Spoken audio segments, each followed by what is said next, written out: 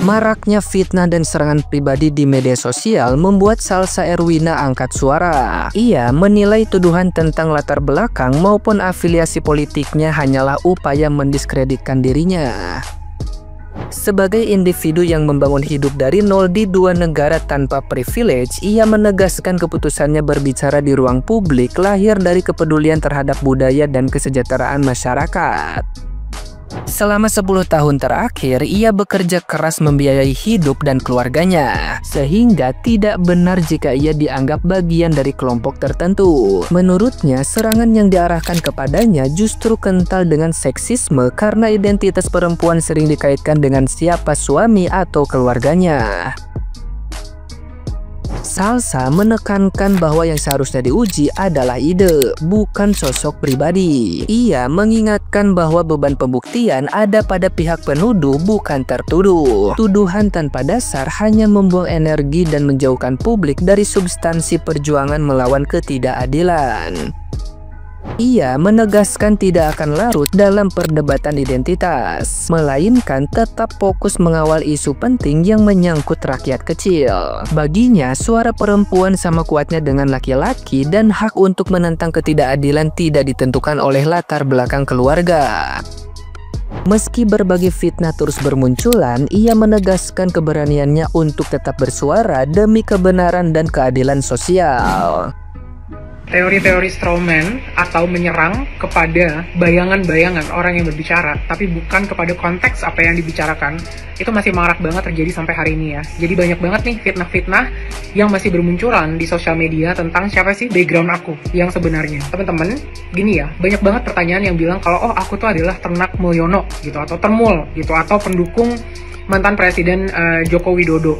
Kemana aja aku selama 10 tahun ini kok nggak bisa bicara, selama ini tiba-tiba hari ini muncul gitu ya. Nah teman-teman, aku ini bukan anak siapa-siapa, bukan orang yang lahir dengan privilege khusus sehingga hidupku tuh bisa enak-enak aja dan tiba-tiba ngurusin masalah-masalah masyarakat. 10 tahun terakhir berarti aku masih berumur 23 tahun sampai hari ini. Kemana aja aku membangun hidup 2 kali di 2 negara yang berbeda. Pertama di Kuala Lumpur, kedua di Denmark. Asal kalian tahu aja ya, waktu aku pindah dan dapat kerja di Kuala Lumpur, aku tuh bahkan nggak bisa bayar tiket pesawat dan nggak bisa nyewa apartemen.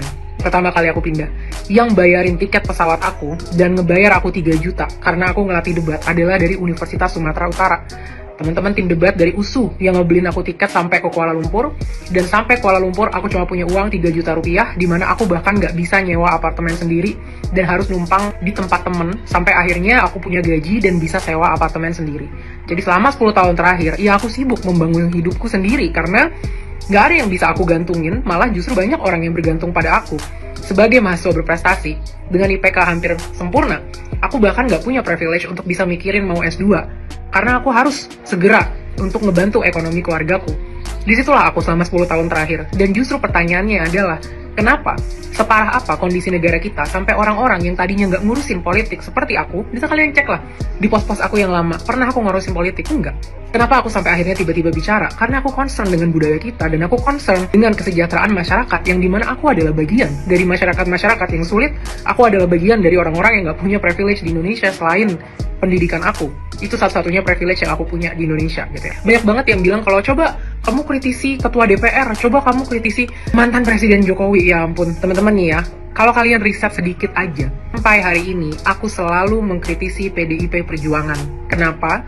Karena sampai hari ini hanya mereka satu-satunya partai yang tidak memecat karyawannya yang pernah memanggil rakyat jelata. Dan bahkan politikus atau karyawan itu sampai hari ini masih duduk di sana, masih makan uang rakyat. Yang aku pertanyakan, di mana empati dan rasa tanggung jawabnya dia? Bahkan seorang perempuan, mantan karyawan kita, Mbak Saraswati, dengan legowo dia mengundurkan diri dan bersifat dengan sangat kesatria gitu. Dan sampai hari ini yang aku kritisi selalu PDIP Perjuangan. Jadi kenapa sih harus selalu yang diserang itu bayangan aku siapa, aku anak siapa, aku istri siapa? Ini juga salah satu budaya yang sangat seksis ya di Indonesia. Coba kalian lihat Ferry Irwandi, Jerome Pauline, Andovi, dan lain sebagainya.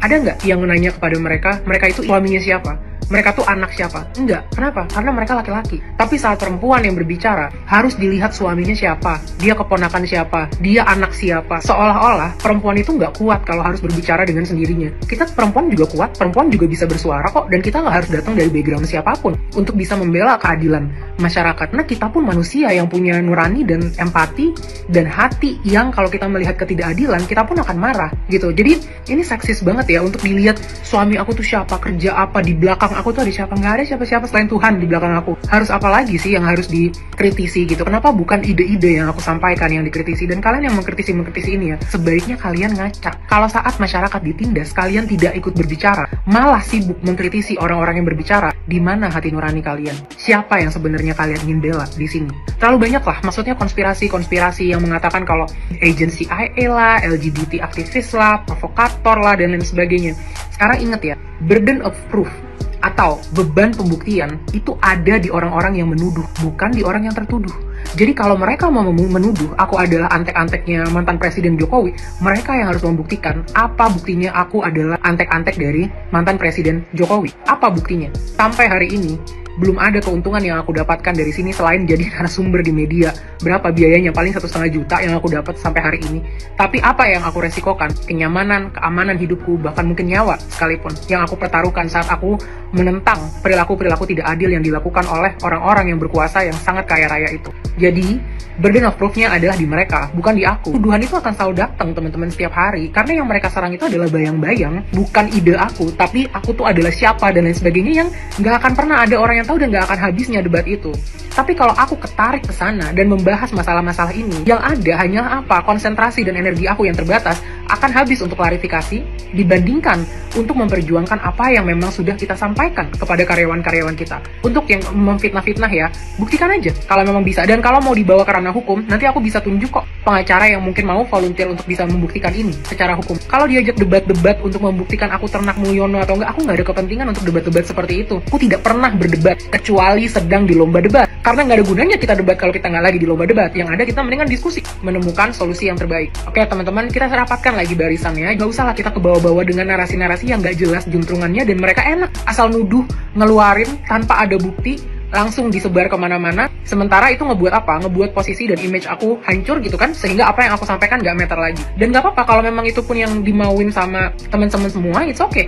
Oke, aku nggak akan bersuara ke situ. Terus siapa nanti yang akan mengawal? Siapa yang nanti akan bersuara? Siapa yang akan bisa menahan intimidasi dan lain sebagainya yang terjadi? Kalau setiap orang yang berbicara harus selalu kita pertanyakan mereka itu siapa. Nah, gimana nih menurut netizen yang terhormat? Silahkan berkomentar ya. Ada orang milih silent majority, dibilang tondel. Ada orang milih bersuara, dibilang buzzer, dibilang gak lebih pintar. Mau lo apa sih? Yang lebih konyolnya lagi, nggak di komen, nggak di DM, gue disuruh adu debat sama si paling jago debat. Ngawur kata gue. Gue nggak pernah bilang gue jago debat, apalagi juara debat dimanapun. Lagian emangnya menurut lo kalau ada manusia paling pintar itu berarti nggak pernah blunder? Mentang-mentang lebih banyak followers terus harus selalu dianggap benar. Kata gue mana ada begitu, salah ya salah aja. Lagian kata gue nggak usah terlalu alay, mewakili seluruh masyarakat. Emang iya? Gue pribadi justru merasa terwakili sama demonstran yang langsung turun ke jalan. Aksi nyata berorasi bukan cuman teori. Lo tahu nggak kalau siapapun yang melakukan tindakan mengarah ke makar itu harus ditangkap, siapapun itu. Ayo, siapa yang kemarin kagum dengan orang ini? Ternyata ya, dia itu termul, saudara-saudara. Sedari awal sih gue udah curiga ya sama ini orang ya. Ini orang kok begitu lantang ya, sangat berani gitu nantangin orang debat ya. Tapi yang dia tantang gitu ya kelasnya cek gitu ya, Ahmad Sahroni gitu ya. Aduh ya, padahal kan Ahmad Sahroni yang belum terindikasi korupsi ya, hanya karena dia salah berucap ya, kesongongan dia ya yang ngatain rakyat tolol. Nah disinilah muncul ini sosok salsa gitu kan, yang seolah-olah membela rakyat gitulah ya, gitulah pencitraan semacam gitu ya, seperti yang terdahulu gitu ya.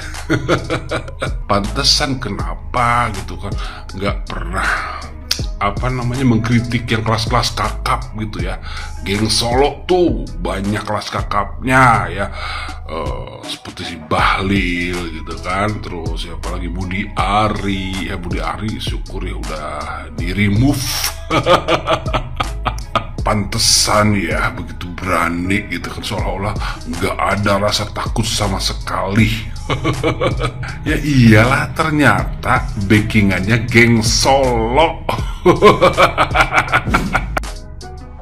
Hai Kak Horas, oke, dan thank you banget buat statementnya, ya sangat tegas sekali Kak. Karena saat ini aku juga bekerja di korporat dan bergerak di bidang sosial juga, dan betul banget apa yang Kakak sampaikan ya, bahwa terkadang kita tuh mau membuat gebrakan gitu ya, dari perusahaan swasta gitu ya, ingin membantu berkontribusi untuk bangsa dan negara gitu ya, dengan tentunya supaya dampaknya makin besar, otomatis kita nggak bisa jalan sendiri ya. Jadi kita berkolaborasi dengan banyak pemerintah ya, pemerintahan baik itu pusat, daerah dan sebagainya, end to end lah ya, government.